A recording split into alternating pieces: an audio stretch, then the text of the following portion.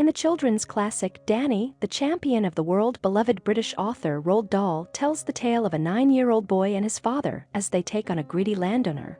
First published in the United States by Alfred A. Knopf in 1975, the story unfolds in a quiet rural corner of England where Danny lives with his father, William, in an old converted gypsy caravan tucked behind William's auto repair shop. Danny cherishes his close bond with his dad, spending most of his days in the workshop, often seeing himself as a budding master mechanic. But when the cruel and wealthy Mr. Victor Hazell enters their lives, Danny's peaceful existence faces a serious threat, one only he, the champion of the world, might be able to overcome. The book begins with Danny recounting his life up to that point. His mother died when he was just 4 months old, leaving William to raise him alone. While their life may seem modest, Danny loves it. He reasons that few boys would turn down the chance to live in a caravan and learn the trade alongside their father. Yet, not everything is as idyllic as it seems. Danny soon discovers that the world is not entirely kind, particularly in the form of Mr. Hazell, a mean rich beer magnate who owns much of the surrounding land. Moreover, William has a secret. Like his father before him, he is a poacher, hunting pheasants illegally in the nearby woods.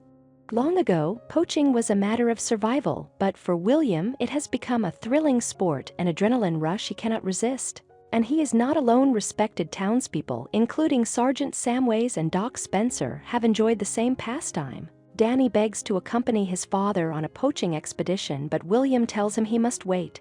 One night, William does not return from a trip to Mr. Hazell's estate. Danny rushes to the property and finds his father trapped a snare set to catch poachers. Danny frees him and Doc Spencer comes to tend William's injured ankle. Meanwhile, Mr. Hazell is planning his annual pheasant shoot, a social event that draws nobility, wealthy businessmen, and society's elite. Despite his experience with poaching, William sees the shoot as cruel, a needless infliction of suffering on the birds. He tells Danny he wishes he could take every pheasant in Hazell's wood before the hunt, sparking a daring plan. Danny suggests lacing raisins with small doses of Doc Spencer's sleeping pills to subdue the pheasants. Carefully, they prepare the treats and scatter them in the woods, eventually catching 120 tranquilized birds.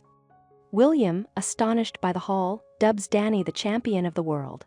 A local taxi driver, who also poaches, helps transport Danny, William, and the mass of drowsy pheasants to their friends, the Reverend and Mrs. Clipstone, who hide them overnight to avoid suspicion. The next day, Mrs. Clipstone sets off toward the caravan with a baby carriage full of still sedated pheasants. Before she arrives, however, the birds begin to wake, flying en masse into town and causing chaos. Just then, Mr. Hazell arrives in his Rolls-Royce and the pheasants attack the car, leaving it scratched and dented.